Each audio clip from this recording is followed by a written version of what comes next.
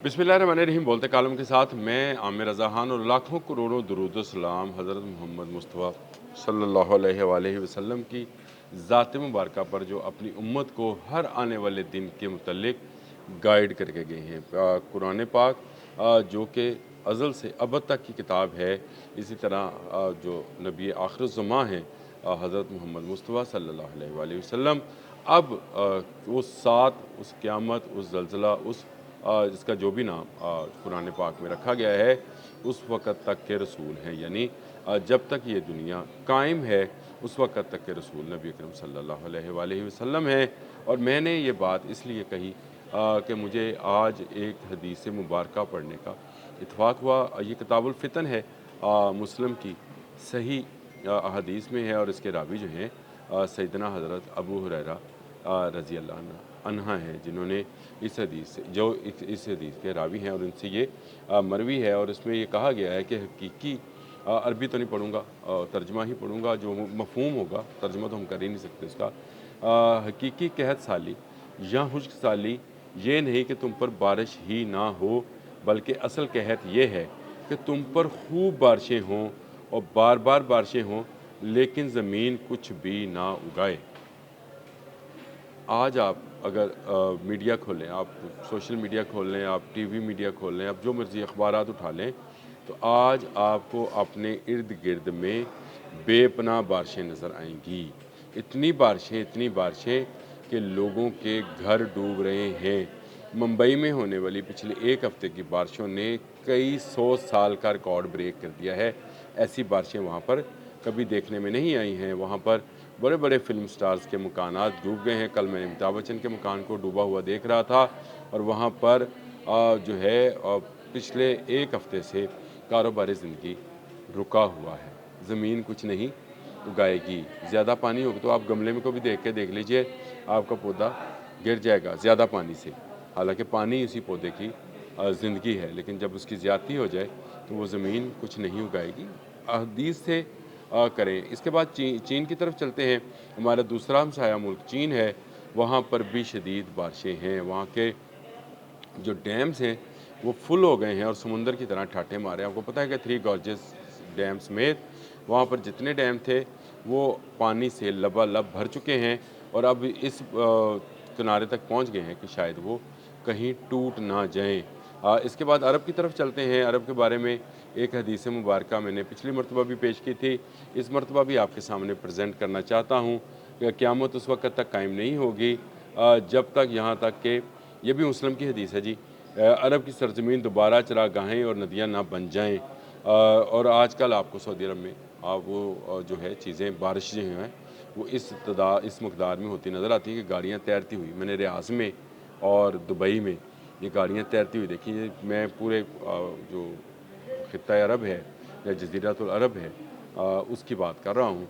वहाँ पर बेपनाह बारिशें हो रही हैं और सरसब्ज़ खेत लहलहा रहे हैं। ये तमाम वो क़यामत की निशानियाँ हैं। फिर अल्लाह पाक ने भी ये फरमाया है कि मैं तुम पर वक्त को जो है फेरता रहता हूँ, यानी कभी एक वक्त कभी दूसरा वक्त। इन सारी चीज़ों पर अच्छा मुस्तदरकुल हाकिम की मुस्नद अहमद में भी है, क़यामत उस वक्त तक कायम नहीं होगी जब तक लोगों पर आम बारिशें ना बरसाई जाए मगर ज़मीन कुछ भी नहीं उगाएगी। ये इसमें चलें। एक और हमें जो है हदीस से जो है मुस्तदरकुल हाकिम में 8723 जो है ये हदीस मुबारका मौजूद है। इसके बाद चलते हैं जी यूरोप की तरफ कि यूरोप में इस वक्त क्या हो रहा है।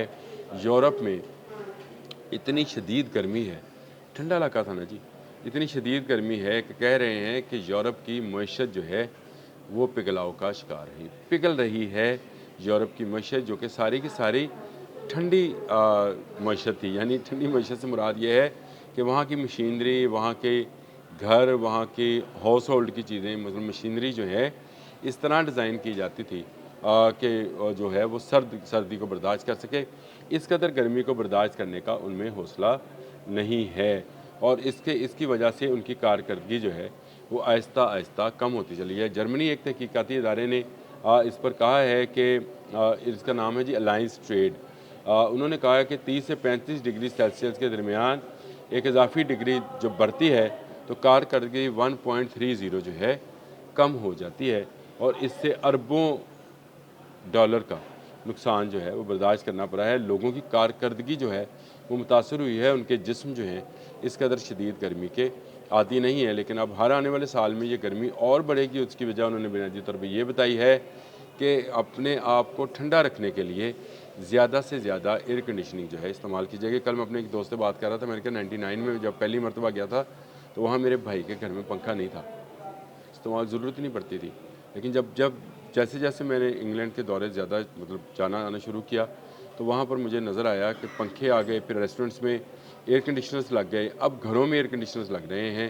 ایئر کنڈیشنر ٹھنڈی ہوا آپ کو دینے کے لیے باہر فضا میں گرم ہوا پھینکتا ہے۔ اب ان کو ہمارا مسئلہ سمجھ آئے گا کہ ہمیں بجلی کا کیا مسئلہ ہوتا ہے، یہ مسئلہ اب ان کو آ رہا ہے۔ وہ کہہ رہے ہیں کہ آنے والے وقت میں جتنا ہم ایئر کنڈیشننگ استعمال کریں گے اتنا ماحول زیادہ گرم ہوگا، تو ہر آنے والا دن ان کے لیے مزید گرمی لے کر آئے گا، مزید اس طرح کی گرمی کی وائبز جو ہیں یا اس طرح کی گرمی کی لہریں جو ہیں یورپ اور امریکہ کو متاثر کرنے والی ہے۔ اس خطہ میں جس میں ہم رہتے ہیں یہاں پر بارشیں زیادہ ہوں گی۔ پچھلے سال بھی آپ کو پتہ ہے دریاؤں میں جس طرح سے سیلاب آیا، راوی نے جس طرح سے بستیاں ڈبوئیں، اور یہاں سے لے کر سندھ تک جو ہے، اور خیبر پختونخوا سے لے کے کہنا چاہیے سندھ تک، اور یہاں سے میں نے اس لیے کہا کہ پنجاب سے، بھارتی پنجاب سے بھی پانی اس طرف آیا، راوی اور ستلج نے بھی اپنا کام کر دکھایا، اور اس طرح سے بہت بڑا علاقہ جو ہے وہ سیلاب کی زد میں آیا، فصلیں تباہ ہو گئیں، زمین کچھ نہیں اگائے گی، اتنی بارشیں ہوں گی۔ یار ذہن میں رکھیے گا، احادیث مبارکہ جو کہ قرآن پاک سے متصادم نہ ہوں بلکہ اسے میچ کرتی ہوں، ان کے صحیح عین ہونے پر کسی کو کوئی شک و شبہ نہیں ہوتا ہے۔ یہ احادیث مبارکہ جو ہیں، یہ جو مسلم میں، مستدرک الحاکم میں، مسند احمد میں آئی ہیں، یہ بلا وجہ نہیں تھیں، اور ان کے بارے میں نبی اکرم صلی اللہ علیہ وسلم اپنی امت کو آگاہ کر کے گئے ہیں۔ ضرورت اس امر کی ہے کہ ہم اس سے بچنے کے لیے وہ اقدامات کریں جن کا حکم ہے۔